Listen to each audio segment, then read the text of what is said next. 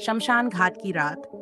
चंद्रमा की हल्की रोशनी में राजा विक्रमादित्य अपनी तलवार कमर में बांधकर दृढ़ संकल्प के साथ शमशान की ओर बढ़ रहे थे। उनके साथ थे कुछ विश्वसनीय सैनिक जो भयभीत होकर इधर-उधर देख रहे थे। लेकिन राजा को किसी बात का डर नहीं था। वह जानते थे कि उन्हें बेताल को पकड़कर तांत्रिक के पास ले जाना है। जब वे पीपल के पेड़ के पास पहुंचे तो वहां लटकी हुई लाश अचानक बोल उठी। ये बेताल था। उसने राजा से कहा, राजन, तुम मुझे पकड़कर ले जाना चाहते हो, लेकिन मैं तुम्हें एक कहानी सुनाऊंगा।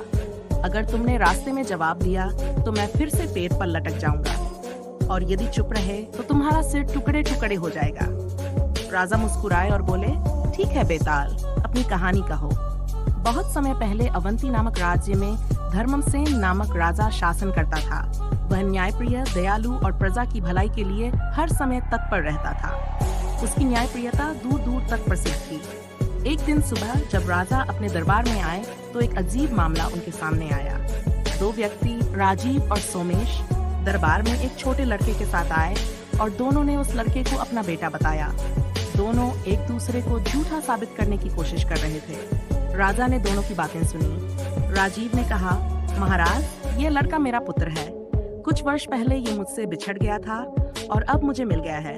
ये मेरे खून का रिश्ता है, मेरा अधिकार है इस पर। सोमेश ने कहा, राजन, ये लड़का मेरा पुत्र है। मैंने इसे बचपन से पाला पोसा है।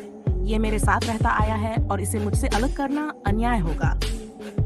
राजा के सामने ये एक कठिन निर्णय था। खून का रिश्ता अधिक महत्वपूर्ण था या पालन पोषण का अधिकार? राजा की बुद्धिमत्ता की परीक्षा। राजा कुछ देर सोचा और फिर कहा, इसका निर्णय एक परीक्षा से होगा। उन्होंने सैनिकों को आदेश दिया कि वे लड़के के 2 टुकड़े कर दें और दोनों लोगों को आधा आधा दे दें। राजीव चुप रहा, लेकिन सोमेश तुरंत राजा के पैरों में गिर पड़ा और रोते हुए बोला, नहीं महाराज, इस बालक को मत मारिए, मैं इसे छोड़ देता हूँ, बस ये जीवित रहे। राजा मुस्कुराए और बोले, सैनिकों, इस लड़के को सोमेश को सौंप दो। यही इसका सच्चा पिता है, क्योंकि इसका स्नेह इसे जीवित देखना चाहता है, न कि इसे अपना अधिकार समझता है। बेताल का प्रश्न। इतना कहकर बेताल चुप हो गया और राजा विक्रम से पूछा, राजन, क्या राजा धर्मसेन का निर्णय सही था?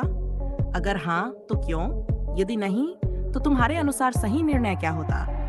राजा विक्रम थोड़ी देर चुप रहे, फिर बोले, हाँ, राजा धर्मसेन का निर्णय बिल्कुल सही था।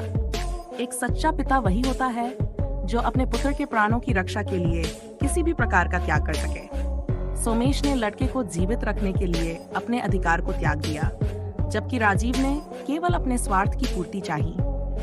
यही कारण है कि राजा का निर्णय न्याय संगत था।